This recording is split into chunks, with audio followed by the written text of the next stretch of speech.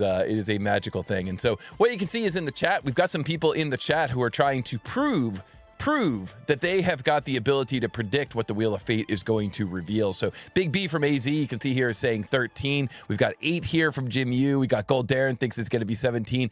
Nearly No Enough thinks it's going to be 8. I'm going to go 16. Sweet 16. Let's go. Here we go. I'm not going to shuffle it. I'm just going to spin it. And it's on 16 right now. Let's see if it sticks with that.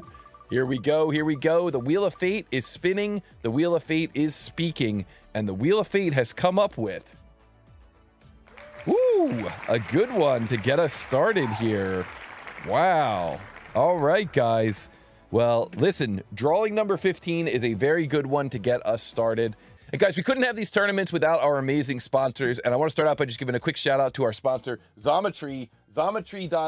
Xometry.com is the website. You can visit Xometry.com where your vision can be made real. You can bring your designs to life with Xometry. If you're not familiar with Xometry, they offer manufacturing on demand, which provides a very simple, fast way to create custom physical parts. And so what this means is that you can go to Xometry.com with your 3D CAD model from any 3D CAD system. You can upload it with their instant quoting system, and you can instantly see what it's going to cost to get that thing made from a wide variety of both manufacturing processes and the highest quality materials.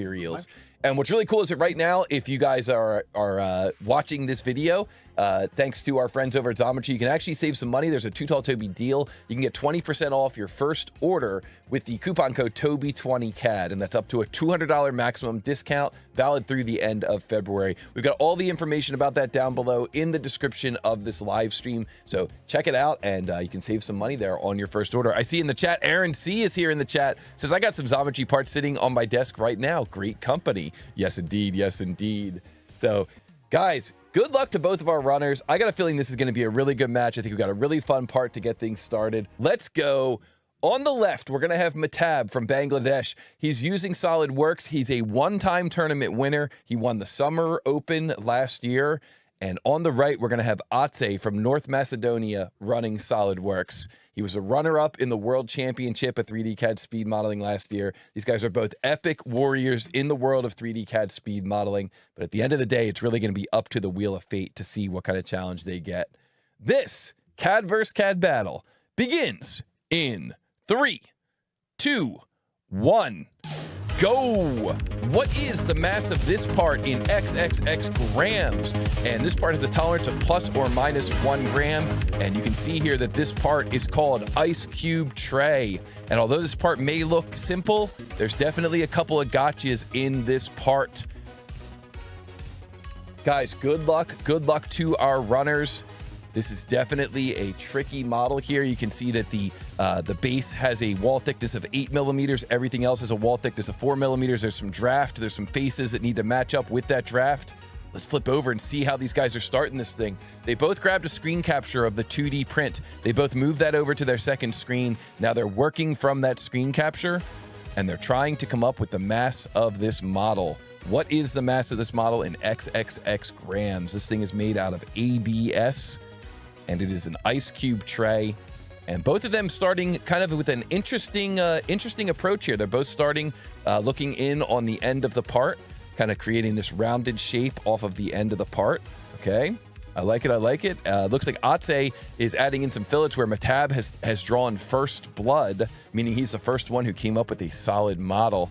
So always interesting to see two different runners from two different backgrounds modeling up the same part. We got Mehtab on the left running SolidWorks. We got Atse on the right running SolidWorks. This is quite an interesting kickoff because it's one of those things that I always love seeing is the different design approaches between two individuals. But this time around, we have kind of the same approach from both, which is quite wild at the end of the day. And I finally figured out the secret to this channel, right? So guys, the winning formula here is you don't have to be the best modeler, period. Not that these guys aren't champions. You got to know every tool in the software, it seems, and how it works. Yes. Because I'm looking at this right now. I don't want to say anything quite yet because in Fusion's world, it would be a little different design approach, but that's because there's tools some people just don't realize exist. Well, maybe this would be a good one for you and I to do a dual live stream on, and we could model it up together. I could model it in SolidWorks or Onshape, and you could model it up in Fusion. We might have to. I mean, I got to figure out what time is it that you guys do. Is it Modeling Mondays when you do that type of stuff? Yeah, Model Monday Live, we do at 1 p.m. on Mondays, and that's where we challenge the chat to try to model up a part like this. But you know what? I'll do it. You know what? I'll call you out, Toby. Me and you, we can go head to head and model this out in our different techniques. Oh, I would like that. Well, I think that's a good one. We'll do it this Monday for sure. I would love that. I think what will probably make this part interesting here for us to model, and I think it's probably what's making it interesting for these guys to model, is that the way that the geometry in this part is defined is such that you kind of have to draw the lower shape, the solid drafted shape on the bottom. You know, that's where we've got our driving dimensions. And I apologize, I know I'm kind of covering up Ate here just for a second, but just want to bring this section view over, or this detail view over. You can see here that from this detail view that the geometry is really defined at the bottom of that 8mm wall thickness. And so you see that both of our runners have taken that approach. They've kind of drawn in that shape on the bottom of that 8mm wall thickness. And then they're going to try to use that shape to then define their 4mm wall thickness for the rest of the ice cube trays. And I think that's kind of what makes this challenge interesting, is that, you know, you don't really know where to start. You don't know if you should start with those cuts going down with the draft, if you should start with the cube, you know, as solid going down, kind of like what we're seeing both of our runners doing. I mean, these guys are some of the best in the world, and they both look like they're deciding to do this by creating those cubes going down with a 10mm draft. So there's probably something to that workflow, but definitely not easy. And certainly if you don't have much experience working with thin parts or working with drafted parts, this might really throw you for a loop the way this thing is defined. The thing that's cool about these challenges is that a lot of times, you know, I'm drawing from my own experience, and these are the kinds of brain twisters that our customers sometimes give us, where they say, you know, most of the wall thickness is 4mm, but the top is 8mm in wall thickness. So, you know, when I go to shell, we'll see what happens when Ate goes to shell it here on the right. You know, is the shell going to look correct, or is he going to have to do some additional repair? Or there's another note on this drawing that indicates that the walls need to kind of be matching. That it's just one continuous wall. It's got the same draft angle all throughout the wall. There's a note here. You can kind of see it in this view. I'll see if I can drag this over without covering up too much of the action here. But there's some notes here in magenta that indicate that those drafted walls need to match all the way up to the top of that 8mm wall thickness. And that could also create a little bit of a headache for you as a user. But these are the kinds of things that a lot of times the customers will ask for. You know, you'll give a model to the customer that has like a stepped or a broken wall, and it will end up, oh, we might have had a crash here. I'm gonna just double. Oh, up. He's back. He's back live. He's cooking there. I think that was, yeah, I think that actually flipped over to another competitor's screen for a second there who was working on it. So we got double Mehtab right now. We're having technical difficulties. It's possible that Ate crashed. We're going to keep an eye on the meeting, and we'll maybe keep an eye on the YouTube chat. But it's possible that Ate crashed. Very interesting.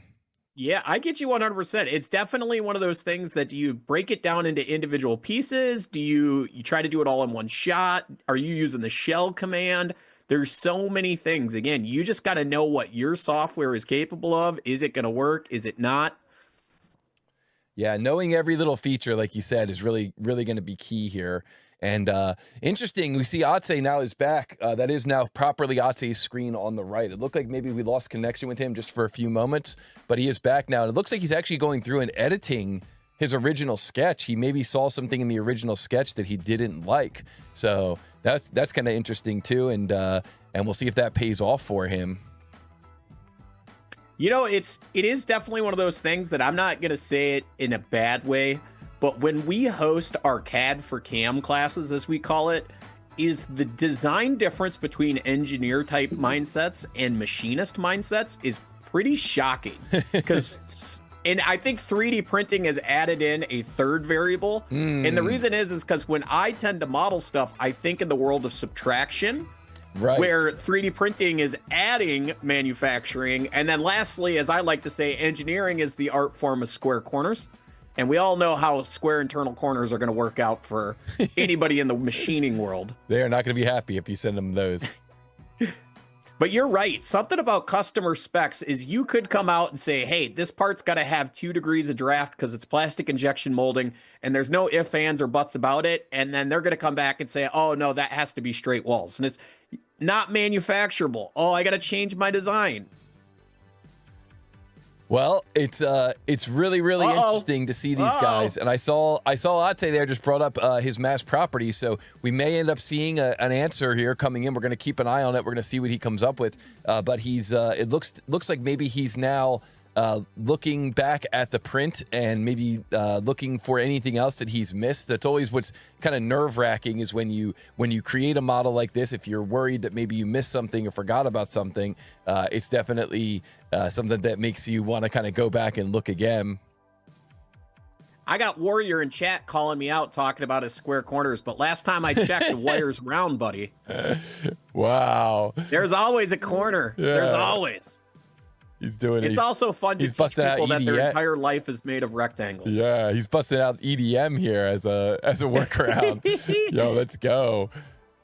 There he is. Now he's gonna get me in chat again with the sinker. I was waiting for it. Oh man. So you got triple tree out there? Triple tree.